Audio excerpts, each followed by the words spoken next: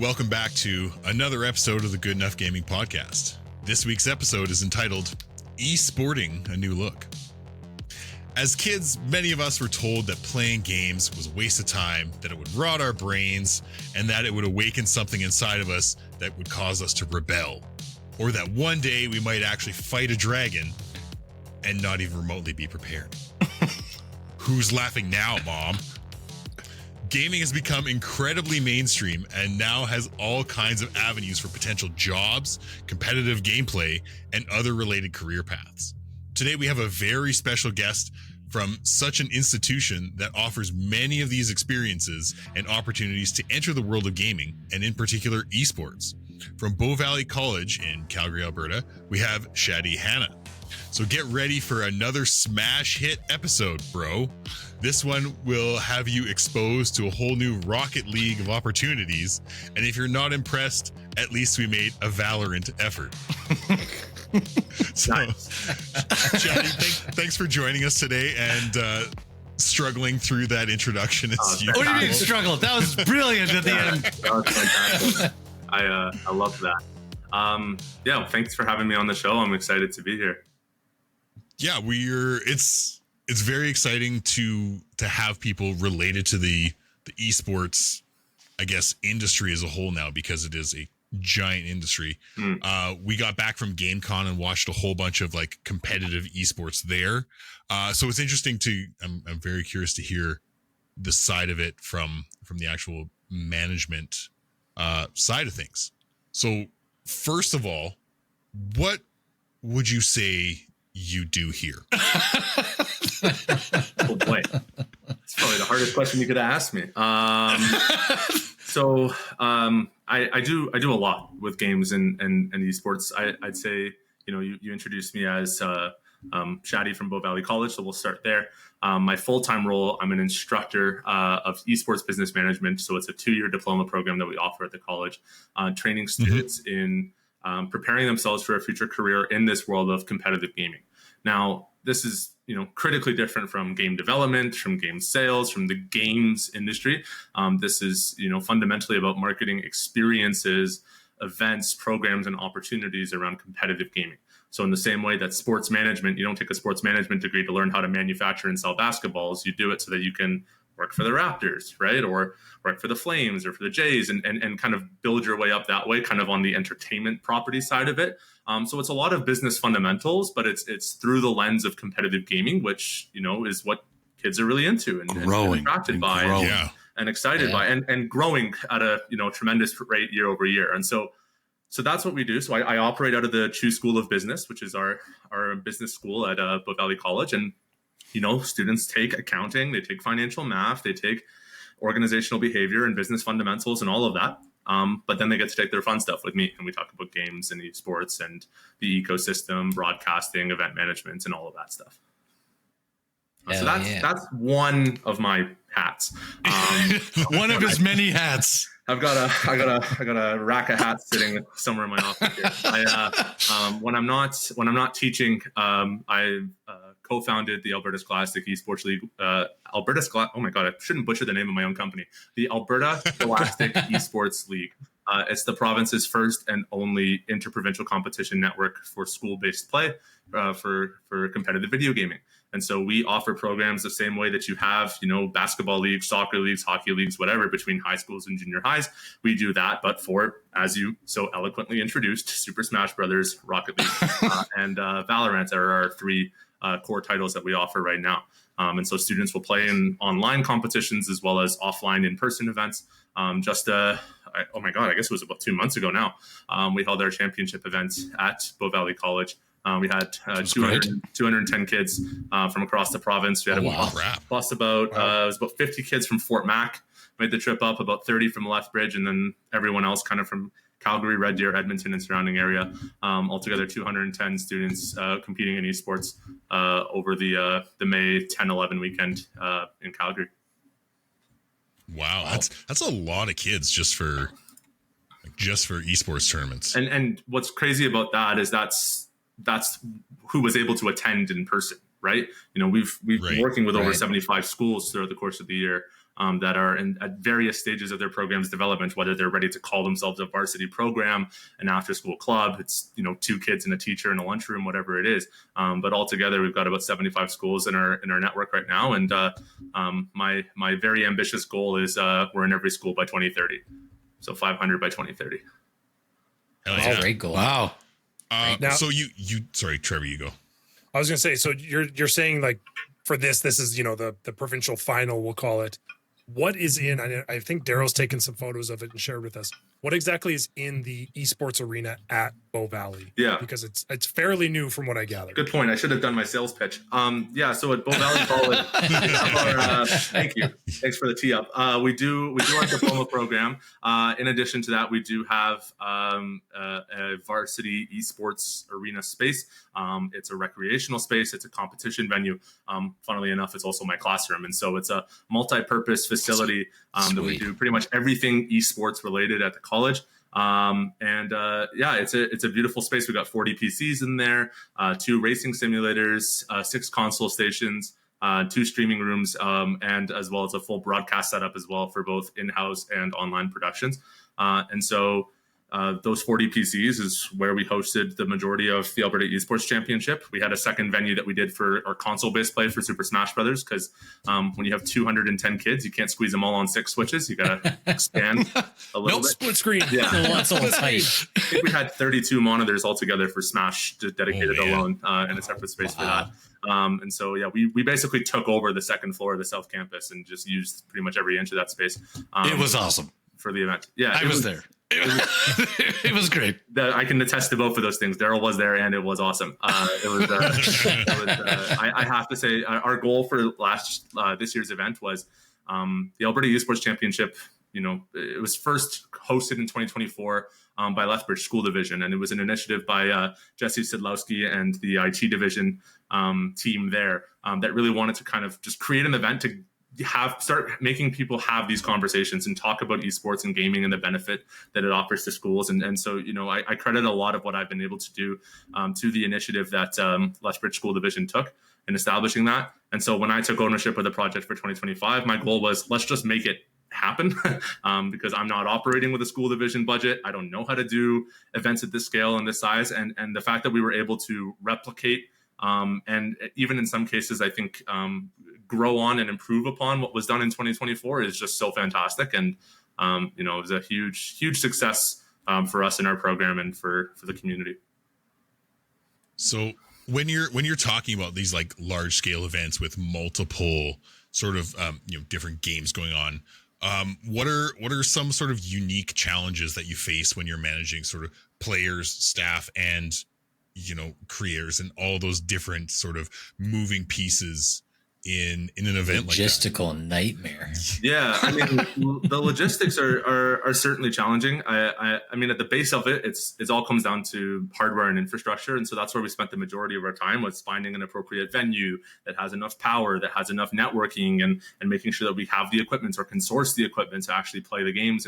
And so there's a number of unique challenges with esports that, with sports, I feel like if you want to run a basketball tournament, you find a basketball court, right? And then the rest kind of falls into place from there. But for us, it's finding the equipment, it's maintaining the equipment, it's updating the equipment, it's troubleshooting the equipment, right? There's a lot of different pieces that go with that. And so one of the requirements when we were looking for a venue was whoever was going to host the event needed to be able to provide basically 24-hour IT support in order for the event to run. And so we ended up we ended up hosting the events at Bow Valley College just because their space is fantastic. But this is very separate. Like the Alberta Scholastic Esports League and the championship is very separate from the work that I do as a teacher at Bow Valley. We actually put out a request for proposal to about 45 different recipients. And what was awesome about that is we had 15 responses back, positive or otherwise, to that RFP. Great. It just happens to be that Bow Valley has, in my opinion, the best space in the province to host it. And so the committee, I recused myself from the selection to avoid as much as I could. But I think it was a pretty clear choice for the committee just because of what they were able to offer in terms of not just the facility, but the support required. So that helped out with some of the logistics. One of the more interesting challenges with esports, and it's something I talk a lot about in my classes, is how dependent we are on game publishers and game developers to provide the infrastructure in order for us to run an event. The clearest example of this would be if you want to run a soccer tournament, you don't need to talk to, FIFA or whatever like leading soccer organization there is to craft your rule set, to hire your refs, to do whatever it is. You can just get a ball and find somebody with a whistle. And that's all you need to play your soccer game, right? But if I want to run a game of Rocket League, I need to be on Psyonix servers using Psyonix client, playing when their servers are up and maintained, and connecting to the servers that they have pre-approved for us, creating custom lobbies using their infrastructure. If Rocket League is down for the day, I can't just make a new Rocket League. And so there's always a lot of stress when you're doing esports events, is because even if you plan every detail to a T, if all of a sudden the internet goes down, or God forbid, the game servers go down and they're troubleshooting the whatever it is they're troubleshooting, your event is dead. And so, that was a lot of stress, was kind of building up and preparing. Pull out the Monopoly boards, kids. That's right. That's right. It's Monopoly, it's chess, it's Go Fish, it's whatever we can do to get through the day. But we're not playing Valorant today. We're playing GoldenEye. Yeah, we're gonna go old school. Yeah, where's the box of old N64 consoles? Start blowing on those cartridges, guys. Yeah. No odd job. You got odd job. And so that's a little scary, especially as we've now taken the step to incorporating and founding our own business, and you have an operational model that basically depends on some third-party entity that you don't really interact with all that often in order for you to be able to offer your core programming and service. So I would say that's probably the most complex components of the logistics. But outside of that, I have to say we have a really awesome community in Alberta. The teachers are very supportive and engaged, that they come with their students and they've got jerseys on and they're practicing and they're getting ready for competition. Bow Valley did a really good job of hosting the events. They had a number of student volunteers. I think we had somewhere in the realm of 30 to 35 volunteers that contributed over the weekend, which was phenomenal. We sourced that in like 2 weeks time. We found those volunteers to help us put this together. And so I have to say, it's all the stuff that we can control, we did a pretty decent job of. It's the stuff that we can't, that I lose sleep over. Has anything ever happened like that in any event that you have held, like where the server has gone down, or like you've last year? Yeah. Last year's events in Lethbridge, we lost about 5 hours of our event because Riot Games has a system where if too many people log in to the same IP address on their clients at the same time, it flags them. That also happened at GameCon. So there you go. It flags them as malicious logins and assumes that somebody's doing something nefarious on that IP or on that IP server, and so they shut it down, and they effectively blacklisted. I think it's like a 90-minute timeout or whatever. And so when you're running a tournament and kids are logging on to one station, logging out, logging into a new station, you're triggering that system so many times. Our brackets at 2024 got delayed by about 5 hours. And so the 2024 events had 90 PCs, and kids played about half as many games as they did this year. And so with twice the hardware, they played half as many games. And so that was one of our big, learning moments, and no discredit to Lethbridge or whatever. That was the first time that they'd hosted an event like that. Gotta learn. How do you even plan for that? Right. So thanks to that experience, we knew right away that we needed to set up some networking workarounds to adjust for that. And so Bow Valley had, they knew what to do to kind of navigate those circumstances. And we were able to run our event this year without a hitch. So. That's sweet. You guys, that's great. I think there was also something else that came up with like the GameCon and some other esports stuff. Have you guys ever run into something where if you do have to get in contact like with a developer or a company, Nintendo, because like for a while there, I thought Nintendo kind of pumped the brakes on like Smash Bros. Like they were really like crashing down on anyone who was trying to use their game for esports. Like have you guys ever encountered anything like that where they were just like, no, you can't play our game? So we've been fortunate that we are not prime targets for cease and desists. I'll provide a little bit of context for this. A lot of what happens in this space is because we are using somebody else's intellectual property to run our events. There's brand and reputational risks associated with those companies, and so sometimes they will enforce their own prerogative and say, you can run this event, you can't run this event, you can run this event up to a certain size and scale, you can run it on these days, you can broadcast it, you can't broadcast it, you can broadcast it on these channels. Like they can get really, really specific with what you can and can't do. So these are usually detailed in what are called community tournament guidelines. So you can actually go up and look for any major esport publisher. They should, sometimes they don't, but they should have their community tournament guidelines posted publicly. And so Nintendos are incredibly restrictive, and they get really into the weeds about checks things. out. And so we do a lot to align where we can. There are a couple things that, were just really difficult for us to avoid, like the name championship. Like we can't not call it a championship, and some companies get upset with you when you use the word championship or what have you. But I think, I've been pretty confident about the fact that for Nintendo to send a cease and desist to an organization that caters to their target demographic for game and console sales would be a pretty interesting legal and business decision for them. Typically, when they've sent out cease and desist, it's been to for-profit third-party events that are typically targeting adults, right? Yeah, the Smash Bros. Gala. Right, That's right. This is non-profit Warzone tournament for kids. Like Nintendo, you want us to stop letting kids play your game, your children's party games? I don't know. That's a good look for Nintendo. And that's just it, right? So we still do what we can to align where we can. We haven't poked the bear thus far. But that's always a risk, right? But with the other companies, they're typically pretty good about either having their guidelines posted clearly, or they'll have like a license application where you can submit a form and say, "Hey, we're hosting an event. Do you answer a couple questions?" And then they'll give you the thumbs up, and you're good to go. Yeah, that makes sense. We didn't have any issues this year with any of that.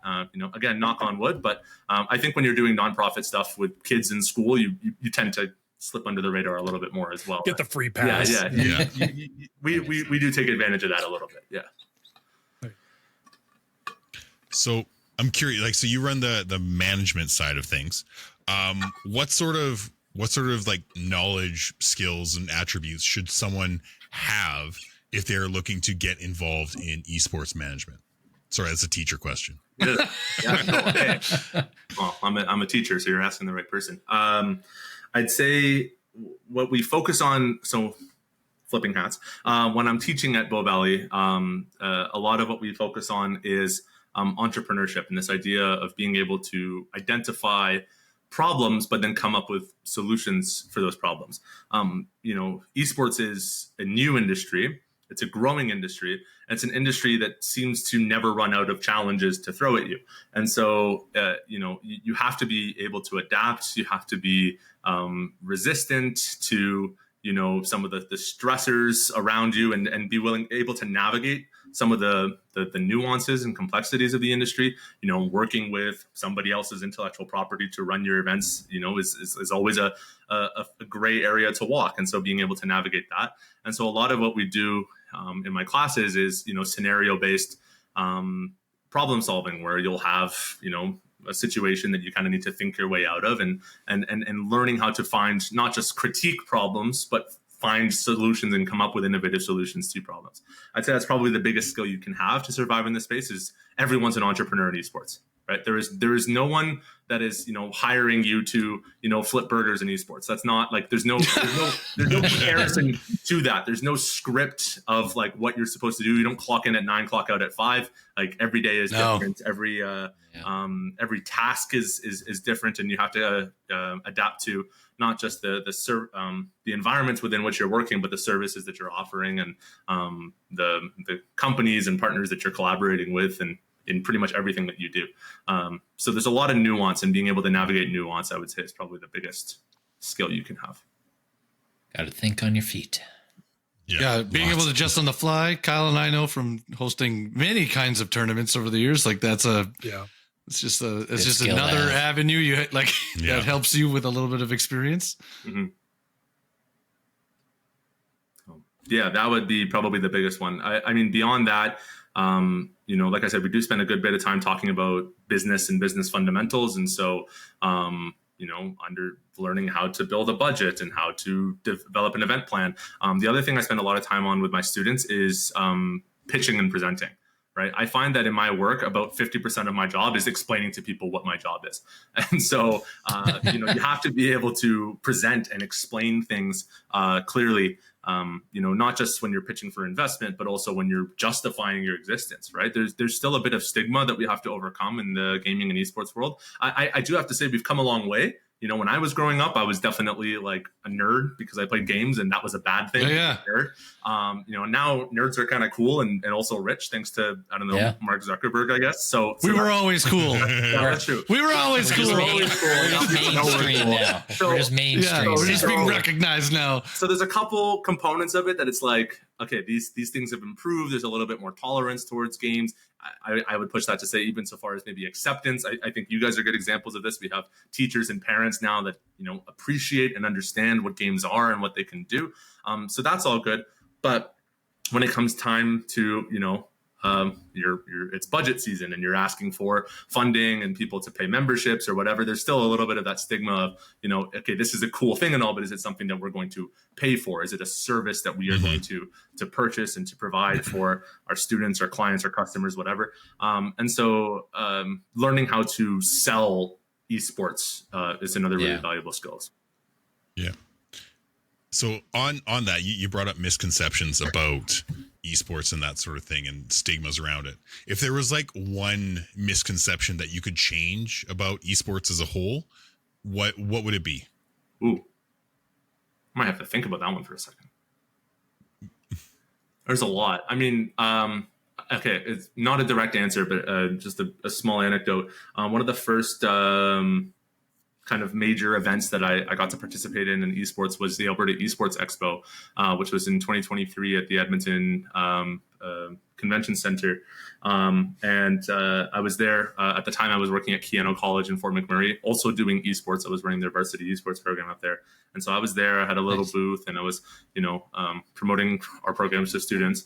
And I think it was Global asked me if I could do just a short segment on the news, talk about why I was there and what was going on and whatnot. And I remember reading the comments on the news article afterwards. And there was this guy, it was a Facebook comment. You know how Facebook lets you like comment on articles? Oh, yeah. Yeah. I'm sure that was literally just glorious. Very positive. Facebook comments already kind of filled in the dots. Yeah.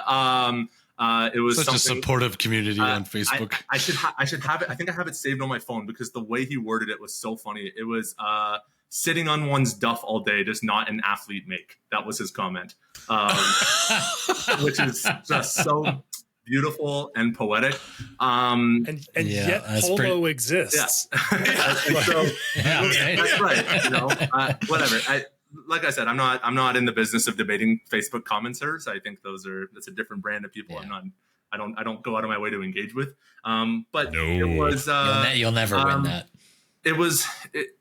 It's an interesting thing because I do think the word or the phrase esports athlete triggers some people a little bit. Like you hear the word athlete and you're like, that's not an athlete. And so bullshit. They put in all kinds of hours and time and training and practice and refinement. And that's it, right? There's a lot of similarities. I found myself using the word like competitor or player. Like I still think there's a skill-based component to it, but I can appreciate that 100%. distinction between like physically active versus, largely sedentary. But I do think to your point, Daryl, that is a big thing that people need to understand is that the difference between gaming and esports is that esports is skill-based. It requires practice and training and repetition. It's not easy to replicate what you're watching when you're watching an esports event. When you're sitting on the couch and you're watching your kids play, I don't know, Mario Kart World or whatever. I guess that's what everyone's playing on the Switch too now. You can get involved in that and enjoy it and have fun and just kind of appreciate the moment. But when you're watching esports and you're watching competition, like you're not going to be able to do this yourself unless you put in the 10,000 plus hours that these players are putting in to compete at the level that they're competing at. And so I think that's another part of it is just understanding that what takes gaming and elevates it to esports is the dignity with which you approach your competition and your practice and your play. Nice. So that's that. I guess that would be the biggest one. I mean, there's all sorts of different misconceptions. People think I work in like the gamification of education all the time, and I have to like unweave that rabbit hole a little bit because I don't really do that. I can't speak to that, and so just becoming familiar with the terms and the language, would certainly help me in my work. But I do think that esports athlete thing, maybe athlete's not the right word, but we certainly need to appreciate the skill that's evident in esports and competition. Oh, it's evident. I would get absolutely dusted by the kids that are on our Smash Bros team. My skill level's here, and esports skill level is through the stratosphere. I played Rocket League with my buddies a couple years ago, and we were like just terrible. And like to the point where like we have to play 2v2 because if we play any more online, like we're gonna get terrible messages telling us to just quit and never come back to this game. Uninstall the game. That's putting it nicely. And I watch the kids that I coach and I'm like, yeah, I could never do this. Like this was never going to happen for me in Rocket League. They're incredible. Like it's pretty remarkable to watch some. And then you watch the other kids from other schools that are winning these tournaments and stuff, and it is wild. The skill level is it's very incredible high. what they can do. We have some really strong competitors at the high school level here in Alberta. We had last year, the Lethbridge Collegiate Institute Valorant team won the largest internationals classic esports event of the year. So they're, as of 2024, the best Valorant team in North America is Lethbridge. Yeah. Collegiate. Whoa. That's crazy. And the best Rocket League team in Canada is from Fort McMurray. It's a Cole McTavish. They won Canadian Nationals twice in a row. So Alberta, we're let's go Alberta. Yeah, we're pretty good. We're not too bad. I mean, those Rocket League cars are powered by all. Yeah. Yeah, there you go. Now you had to kind of bring it back. You had mentioned, obviously, you know, growing up a little bit of a nerd, you know, loving video games. I mean, what drew you to esports in the first place? I mean, it sounds like you've kind of bounced around in the industry a little bit, and it's kind of always sucked you into the esports side. I guess what drew you in, and what was kind of the catalyst to be like, oh, okay, yeah, that's what I want to do. So before esports, it was actually a lot of traditional sports. I grew up playing soccer, basketball, and ball hockey pretty much simultaneously as a kid. So I did a lot of sports. When I got to middle and high school, I had some mental health challenges and some physical health challenges that made it difficult for me to keep up with sport the way that I had used to. I was always a very active kid, but for a variety of life reasons and circumstances, it was a little more difficult for me to continue engaging with traditional sport when I got to high school. And so I started spending a lot more time at home playing games. And it started with like MMO style games. Like it was a little bit of World of Warcraft, but World of Warcraft was too expensive for my taste. And so I did the free trial like 6 different times on 6 different fresh accounts. Oh, nice. You know, like 6 emails and up to level 20 or whatever. And then after that, I gave up. There was a different game that I played a lot of, was Wizard 101. Was a game I loved when I was a kid. I was obsessed with this game. But similar idea, MMO, RPG, online, whatever. And what I really liked about those games was like raiding dungeons with other people, like getting together in a team and being like, okay, we're going to take down these bosses. That was my least favorite part, but yep. Strategies and, set up how we're going to take down whatever it is, the final boss at the end of the dungeon. And so that team play element of like video game meets kind of team coordination. And so there was stuff that I really liked about traditional sports that built into that. And so when I was 13, 14, I discovered Dota 2. If you haven't heard of Dota, not a super popular game here in North America in the West, but Dota, huge, one of the largest MOBAs in the world. I think League of Legends has definitely overtaken that now. But back in the day, I mean, in China, Dota still reigns supreme, and in other parts of the world, a massive game. And so the whole concept of the game is it's 5 versus 5, and you're trying to destroy the enemy's base before they destroy yours, and you're playing a unique character that has all these different abilities and whatnot. And so I kind of had this seamless transition from like, basketball, soccer, hockey, that moved into MMOs, and then kind of into Dota, which was like the beautiful meeting ground of the two, where it was like very much a team sport that also had like the online gaming fantasy components to it. And I became addicted. I played Dota for 3 years. I checked my Steam stats the other day. I think I put in 3,600 hours on Dota. Nicely done. So when you're a kid and you don't have like a job or like a family or responsibilities, you get it's very easy to play games all the time. And you're gaming like 10 to 12 hours a day. You get to put in some serious hours. I put up some good work in Dota 2. And then that transitioned into League of Legends, which, is, I would say, to this day, still my main game. I've played a bunch of everything. But I fell in love with esports from that, because it let me kind of feel like I was still involved in sport, even when I wasn't able to continue participating in traditional sport. And so when I got to university, I got involved in the club scene there. That was how I got, tried to stay connected. University was a big jump from high school, right? You're not attached in these tiny little groups of students. Now you've got this whole big wide world in front of you. And, how are you going to make friends? How are you going to build, your social network? And so I got involved in the club scene for esports at Wilfrid Laurier in Waterloo, where I did my undergrad. And so at the time I was studying pre-law, and my goal was I was going to work for the United Nations, and I was going to solve all wars and feed the poor and do whatever it is. And now I just watch kids, play video games and screaming at each other while they're playing. And so, maybe my parents. Nothing wrong with that. Good pivot. But what it's been really important for me that while I'm doing this, I'm still finding a way to do some social good and some social impact. And so when I discovered this world of collegiate and scholastic esports, I think that's what drew me in, was that the ability that I could still meaningfully contribute to my community, but through this thing that gave me so much meaning when I was a kid, right? Yeah, which is awesome. So yeah, that's like the perfect blend, really. Yeah. I love that. So does Bow Valley also have like its own esports team? Yes. Yeah, we are the Bow Valley Bears. And then how does the Bears? The Bears. And then how does that network work? So like we all went to university. Like I don't think at that time, like esports, like you're saying,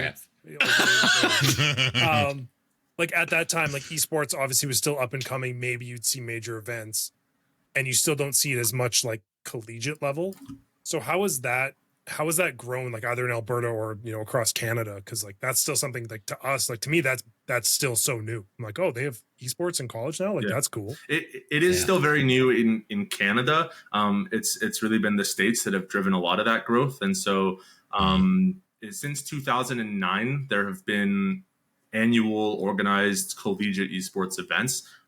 It started off with the Collegiate Star League is what it was called. And it was just a couple students from, I can't remember which school now, but it was university students that were like, hey, we want to play against students from other schools. And so they just started this really kind of makeshift, thrown together league for people to compete in.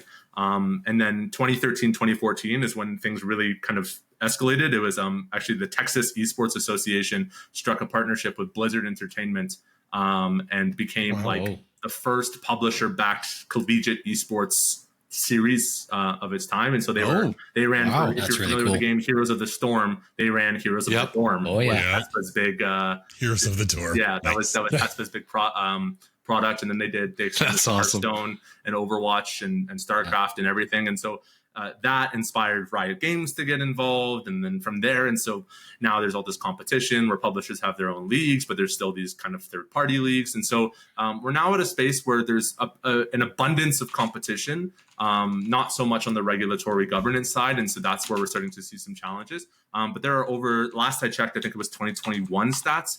There are over 400 post-secondaries in North America with varsity esports programs. Wow. A program That's really cool. that has either a dedicated full-time or part-time staff supervising esports operations on their campus. I would say less than 10% of those are Canadian, unfortunately, at this time. It's taking a little while for Canadian schools to buy in. Part of it is a resourcing problem. Right, we just don't have the same amount of money to compete, and we're restricted in the certain things we can access, especially when all the leagues and publishers are American owned. But there's a good number of schools, and actually Canadian schools tend to do very well in international competitions.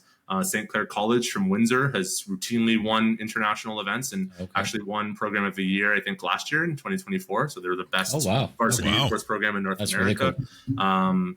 A buddy I graduated with from now runs the full-time program at Humber, and they're doing like F1 events with sick. Yeah, like they're doing some really cool stuff, like the sim racing space. And so Canadian schools are doing some really cool stuff. Bow Valley, we have our facility, a $5.5 million investment from the city to build that facility. And so it's starting to grow, but it's mostly at the 2-year college level in Canada. The States, they've already got some D1 universities that are investing. And so we've got quite a bit of catch up to do. Let's go. If we want to continue to compete with that in the long term. Damn it, Canada. We don't need any more engineers. Move that funding over to I don't know about that. Get rid of them. More gamers. More gamers. That's right. Yeah. Yeah. Exactly. So, Speaking of competition. Yes. We're gonna take a little break. We are going to go to a very special segment this week. Daryl, can you take it away with this week's Fantasy Face-Off? Fantasy Face-Off. Fight. Yes, let's go. So for those that are unfamiliar, we have different segments, but mine this week is called Fantasy Face-Off, is where I pit two characters, whatever I want from any genre, whether it's comics, gaming, whatever, and we put them in the pit in a fight to the death, and the guys argue over who wins. So we're gonna get a feel from everybody. Shadi, you're gonna weigh in today too. Surprise! We're gonna kick it real old school. Oh yeah, we're going back. I often have the most fun when we talk about old cartoons. So I thought, you know what? Let's get right back into it, but let's get real weird with it. So we're gonna face off this week. Is gonna be Rupert versus Arthur. The kite flying bear versus the super nerdy whatever Arthur is. I can't even remember. He's an aardvark. Yeah, is he an aardvark? I thought that was like Arthur the aardvark. Yeah, Arthur was like a big meme for a little bit. Or is Arthur the aardvark? Oh yeah, he's got the fist, the clenched fish, the Arthur fist. Yeah, you get it. Yeah, he's got the aggression. Okay, and I might age the group here a little bit. I apologize. Who's Rupert? I gotta look this up. Oh yeah. Oh, that's a 1991. That's a classic. Oh, that's a throwback. Rupert the bear. Is this what I'm looking for? Yes. Yeah. Okay. Is the little like yellow scarf? Yep. Oh, That's the guy. That's the Oh, one. I love this. This is awesome. Okay. Rupert looks soft as shit. I'm going Arthur. Yeah. I'd be more scared of of Rupert's angry fist than I would be of Arthur's if I was. Yeah. Okay. All right. I got to think about this one for a little bit. Yeah. Give it a sec. Jordan, what do you think? I think I'm going the opposite, man. I mean, are you gonna match up at the end of the day versus a bear? Yeah, exactly. At the end of the day, Rupert's a bear. Whether he's wearing They're both children size. No, it doesn't matter. Doesn't matter. As they look right now. You don't think he's got bear. claws under it? You don't think he's got claws under all that fur? No. And hey, Manicured. and hey, you know what? He's probably got, knowing the 90s cartoons, he's probably got some magic in the scarf, and he's probably got like an endless supply. He's just kind of a whimsical dude. Like yeah, exactly. He's gonna scarf. pull something out, just whatever he needs. So I'm going Rupert. I think let's go. Okay, keeping it interesting this week. No clean sweeps this week. I like it. I'm going Arthur. I think looking at this, Arthur's more of like a downtown kid.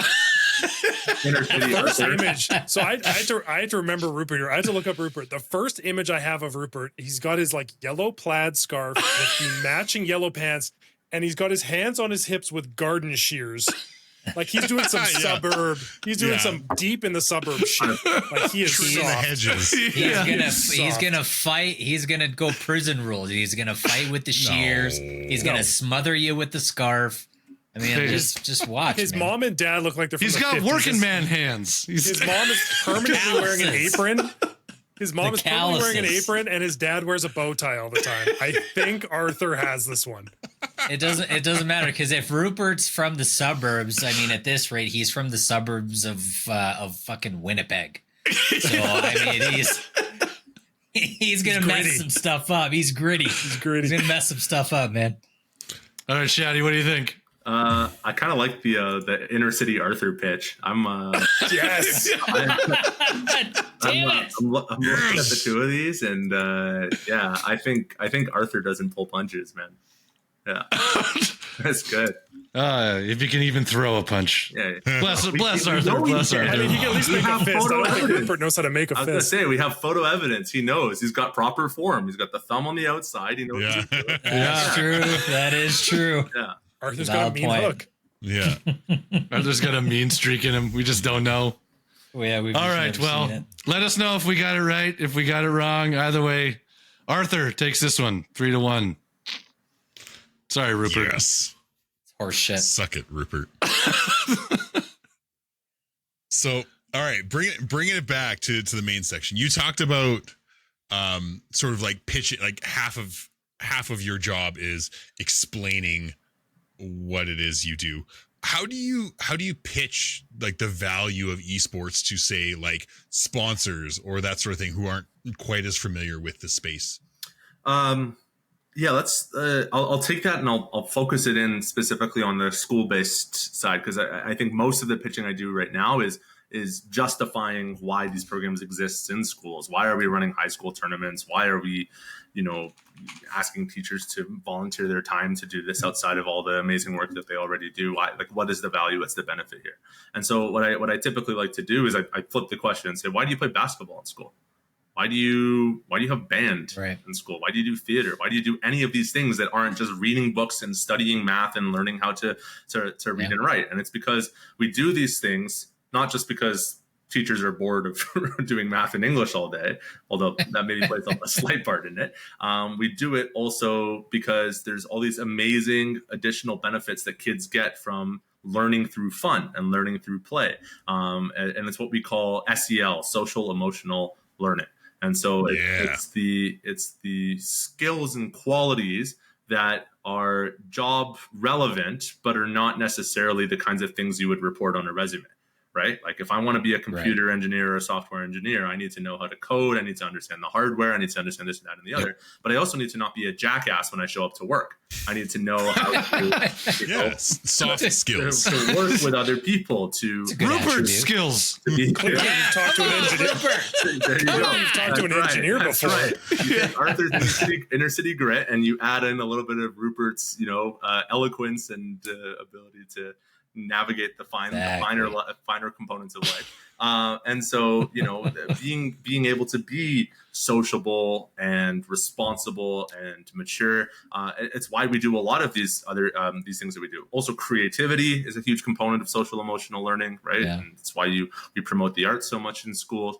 And so all of these social emotional benefits are present in esports and esports programming. And what's especially cool about esports and esports programming is that it's targeting the group that isn't being captured by all of those, traditionally extroverted activities like the performing arts and traditional sports, right? This is how you get your nerds and your geeks and your introverts to gain all of those amazing benefits from SEL that they're not going to get because they're not going to be playing on the basketball team and they're not going to be, in theater.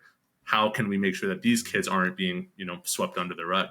And so that's a lot of, what esports education is, or educating people in the esports industry and the benefits of it are. And, if you take that and you expand it to the business world about sponsors, well, it's one of the fastest growing entertainment properties in the world. And so, you're trying to get in front of your sponsor, you're trying to get your brand in front of kids, and you're trying to do it in a method and a medium that's relevant to them. Well, video games are bigger than TV and film combined. And so, you're not going to run ads on network television in 2025. If you're trying to reach kids, you're going to be on Twitch, you're going to be on YouTube, and you're going to be doing it through gaming and influencer marketing strategies. And so, it works on both ends. But for me, most of what I do, especially with the Alberta Scholastic Esports League stuff, is a lot on that social emotional learning component. I can't wait to see Amazon Prime billboards in Red Dead Redemption 3. Yeah, Fortnite's doing some crazy stuff already. Fortnite's been running like Ariana Grande concerts. There's what was I saw on Fortnite? I booted up Fortnite for the first time in 3 years, 2 weeks ago, and I think you can dress your character as Sabrina Carpenter now in Fortnite. Oh yeah, I've seen that. So, anyways, that's soap not included. Yeah, Travis Scott. Yeah, there's all kinds of. So anyways, this is how brands are reaching kids now, is through esports and gaming, and it's already happening in some pretty extreme ways. Now, you kind of talked about the regulatory side of esports, and that there doesn't seem to be a really kind of official, I guess, kind of thing that overlooks a lot of this stuff.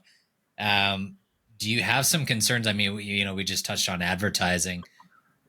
It kind of seems like, in a weird way, that esports, there's a bit of a free for all. It's just kind of whoever's first to the punch, whoever's first to the idea. Do you have any concerns about just the regulatory side of it? Because you are dealing with a lot of underage kids and a lot of young, it's the younger generation. So is there some concern there from a school board perspective, or from, Bow Valley side? Certainly, and I think we can start at the bare bones of it, which is even to play these games, the first thing you have to do is you have to provide your personal information to create an account, right? And that alone is it's a big hurdle for a lot of schools to overcome. Is running a program where kids are being forced essentially to navigating FOIP legislation. In the States they have COPPA, similar legislation, and it's navigating the complexities of submitting your information to some third party that may or may not be even based in your country, and so the legal implications of that, just to access their online services. It comes back to this idea of IP ownership again, is that at the end of the day, the biggest difference between traditional sports programming and esports programming is that nobody owns hockey, but somebody owns League of Legends. And that Right. Okay, I got you. Everything, like absolutely everything, and how that plays out. So the answer to the question of governance is esports is whatever the publisher deems is relevant to them and their interests. And the problem is that when you're a for-profit, privately owned, corporation that's responsible to your shareholders, sometimes what's for the best interest of your player base is not always what happens. And so, one of the more recent changes that we've had to deal with kind of on that front, just to, illustrate this even further, Riot Games, to improve the quality of their gameplay, recently upgraded their anti-cheat. Vanguard is the name of their anti-cheat software, and they upgraded it to be a lot more effective at combating cheating in games, which is great. But in order to do that, they had to basically request your system to grant it kernel level access. I'm not a computer engineer. Right. I'm going to do the best I can to explain this. But kernel level access is basically like as close to, the mainframe as you can get with a computing device in order to kind of track, the use of third-party software and whatnot. And so when you go to a school division and say, hey, we have this really cool program, we just have to, open the floodgates to your IP network and security protocols, it scares a lot of people. And so of course, there's and those are some very real challenges. And so something that I'm, very cognizant of in my work, and particularly in the spaces that I navigate on the league front, is that I understand the stress and the risks. And I don't hold it against schools when they're nervous about engaging with certain titles or engaging with certain softwares. I do what I can to educate. But at the end of the day, there isn't much external governance on that to kind of manage how that data is being utilized and collected and distributed. And so, we do our due diligence by reviewing the privacy policies that these companies release. We ensure that whatever we do is FOIP compliant and from our own operations, like we don't collect any personal information of students at this time. And so we do what we can with our programs.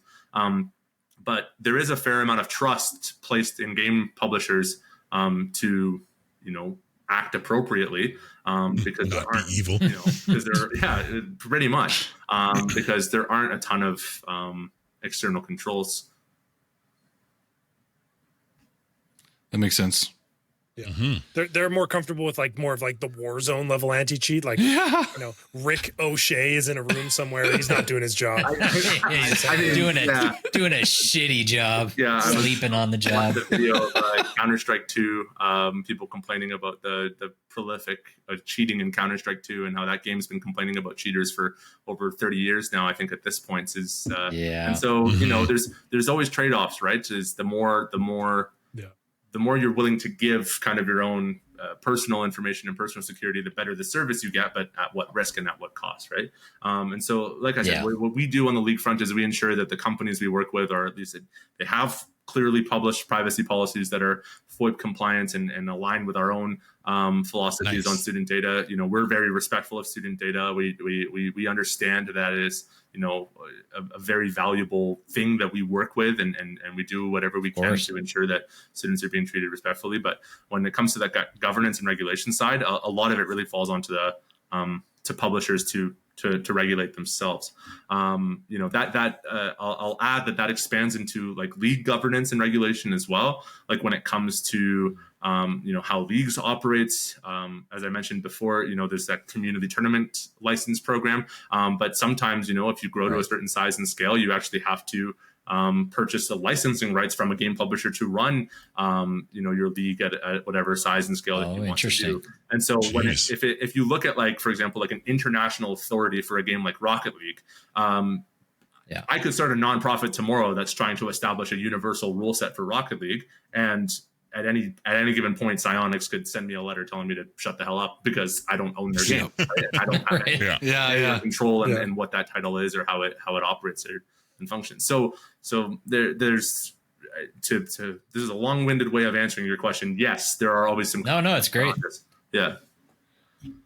So I do feel like an international, like, body to be like, here are the rules for Rocket League, for Valorant, like just like an overseeing body, right, to like sanction events even. And the publishers see themselves as that for their own events. And so there are actually international authoritative bodies that do exist in esports.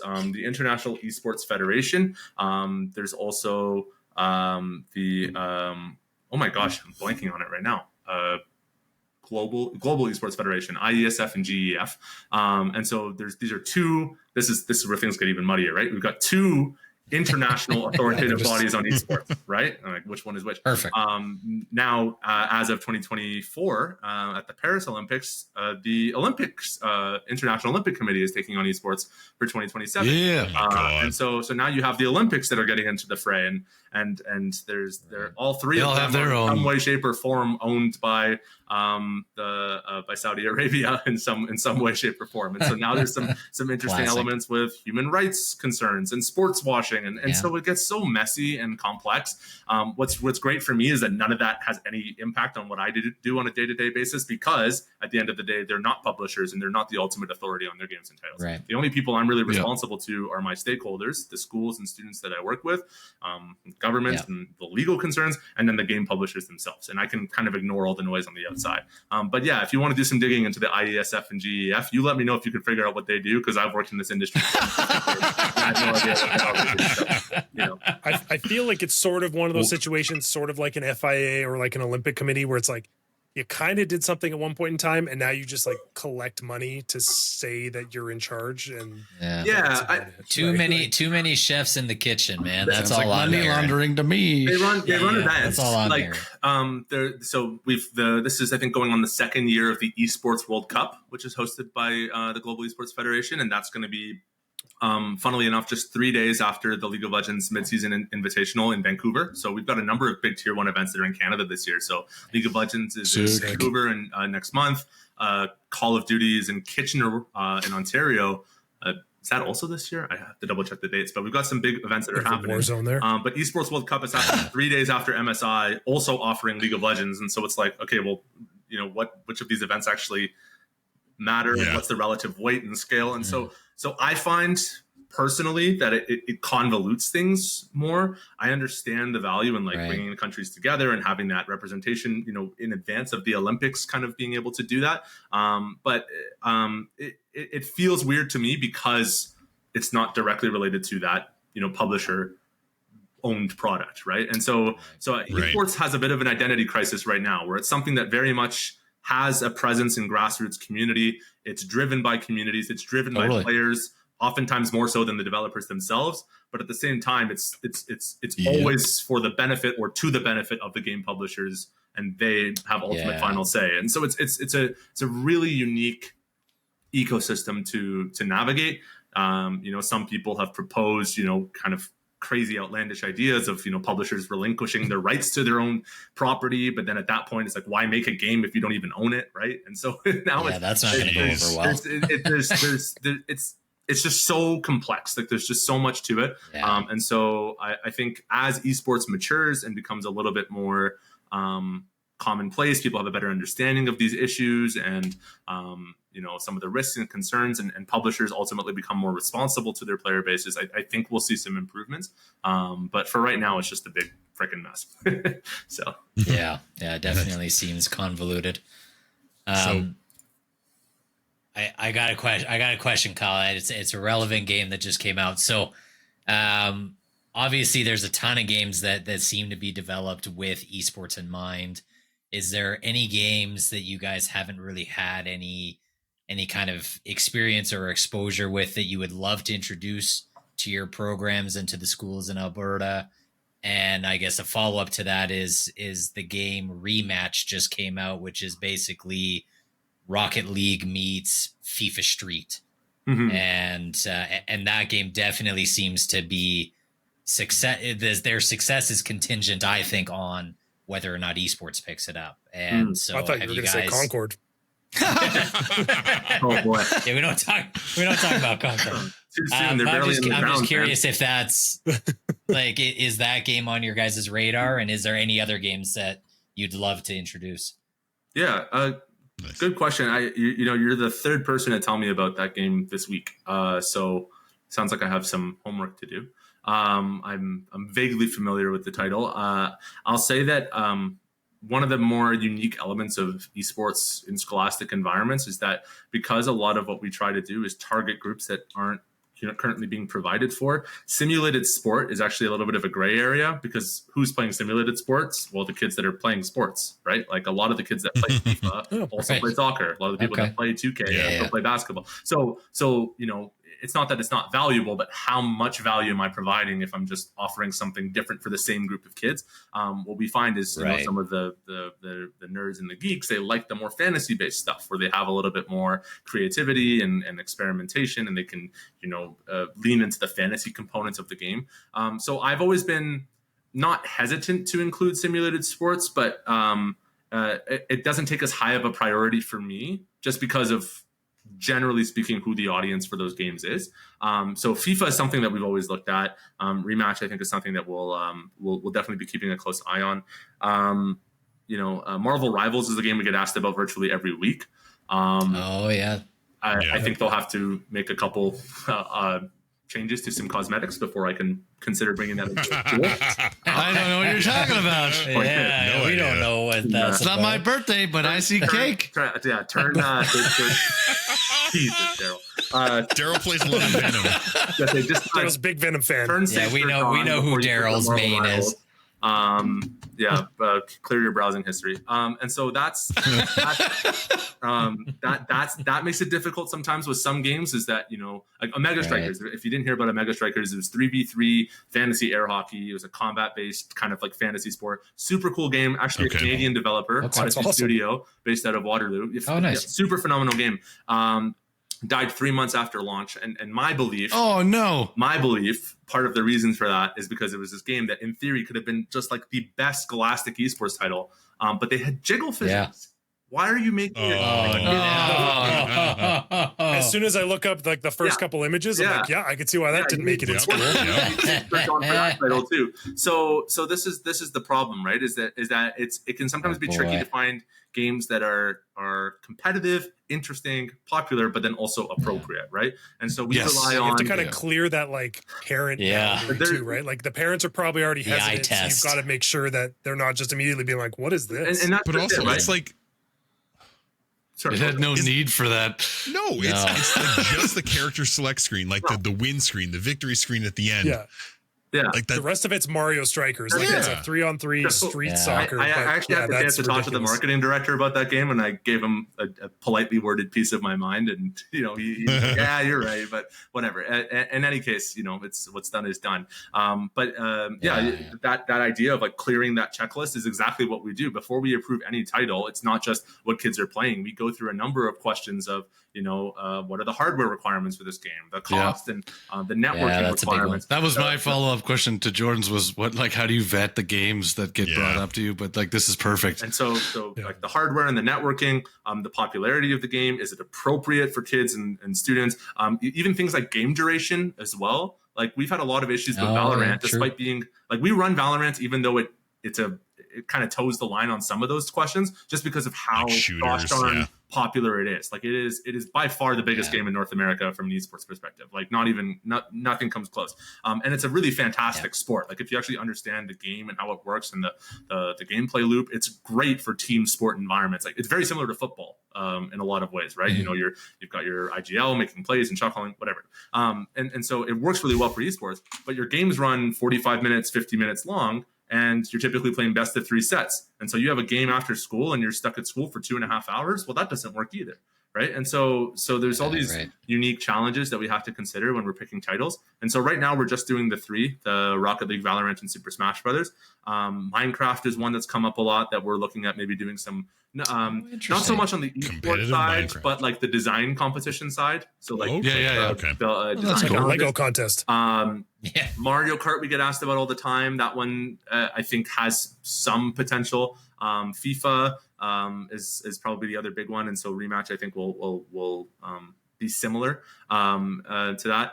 There are other fighting games that I really like there's a game called Rivals of Aether, which is made by Aether Studios. If you're familiar with the streamer Ludwig, he's Off-Brand Studios is a co-publisher of the title, and it feels like Smash Melee. So if you know the Melee, cool.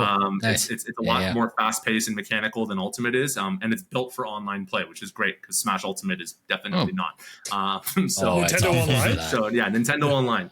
So we can there's a couple titles that we're always considering and looking at, but I think for right now we've got a good group of titles that we're happy with, that clear our marks. And what I do whenever I have the chance and I'm on LinkedIn just spouting whatever nonsense I'm spouting is I'm begging publishers to think about Scholastic Esports when they're designing their games and titles and consider the value of this space. If you design a game that meets the bare minimum criteria that we have, which is fun and not softcore porn.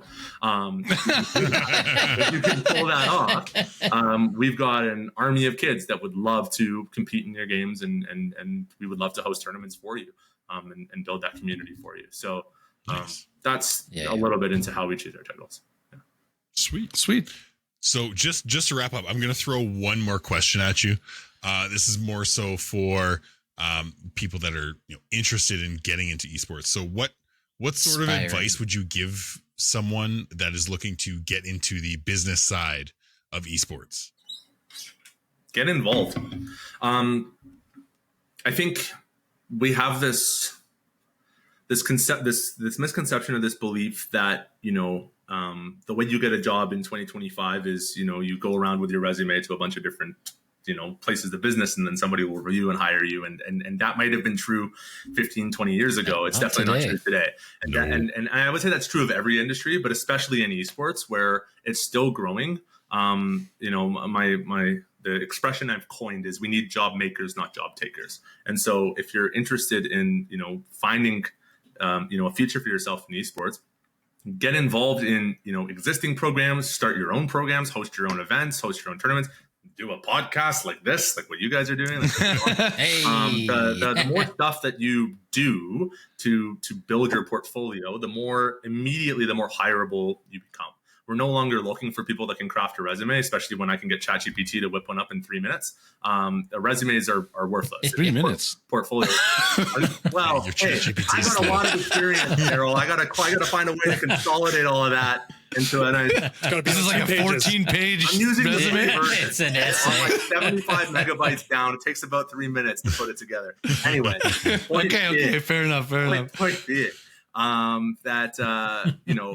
What matters is what you've done more so than what you say you can do is the evidence of what you've done. And so I got my first job in esports because I was the president of a university club. I'd hosted tournaments. I'd made and edited YouTube videos. I'd live streamed on Twitch. I actually ended up going to school for esports, very similar program to the one I'm teaching right now at Bow Valley. I did in Ontario at St. Clair. And so I had a lot of hands-on experience running events and being in the event space and navigating those environments and understanding the culture and the context. And so that I think that's true for any industry now. Is if you have evidence of your capacity, that speaks to your capabilities way more than what you can write and craft in a resume. But especially in esports, there's been a real authenticity problem in the industry for the last 2 decades of people claiming to be experts about things they don't know jack shit about. And so now we're in a time and place where we need people that can actually do things and prove that they know how to do them. And so the best advice I can give to you is if you want a job in esports, start doing stuff in esports. Sweet. Like That's great. So I mean, honestly, we could probably talk for we could grill you for a lot more. But good. I still got half my water bottle. I'm good. Hey, you're doing great, Oh, Shadi. yeah. This is one of our rare like educational episodes. Like, Yeah, I feel smarter. It's a little hard to see here, but the logo here is actually, this water bottle was a gift from Lindsay Thurber Comprehensive, their esports program. Every year, They're nice. Con too. they were at GCC if you were there. Their students every year come up with the brand and logo and design for their esports team. And so this year they're going in as the Crossbones. That's really cool. And so I got an LTCHS water bottle from Lindsay Thurber. So Sweet. That's sick.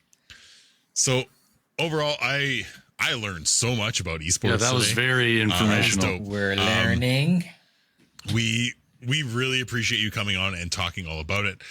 If anyone has more questions about esports or is interested about getting involved in any way, shape, or form, how do they contact you? Do they contact Bow Valley? What would you say? Yeah, for right now, I mean, we're still on the Alberta Scholastic Esports League front. We're literally like in the final stages of approving our logo, so we don't even have our website stood up yet. So I promise I'll share that info as soon as it's ready to go. But in the interim, if people are looking to get in touch with me, it's just shanna@bowvalleycollege.ca. Feel free to shoot me an email and get in touch directly. I'm more than happy to chat. You can find out information about our academic programs online.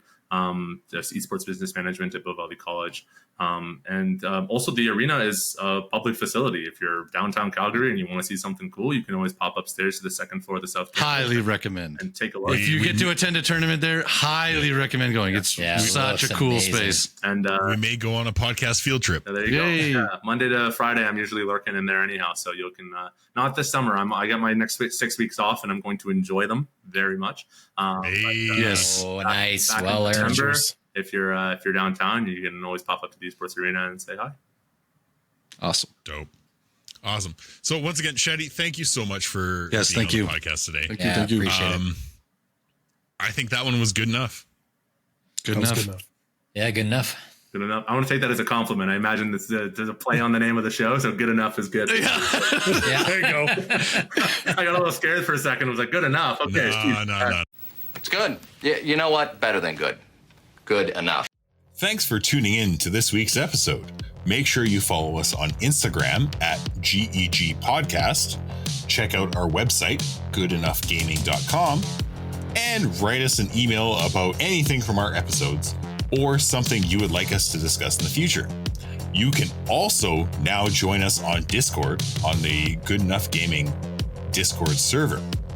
We really appreciate you listening and hope you continue to join us on this epic adventure of discussing all things gaming and nerdy.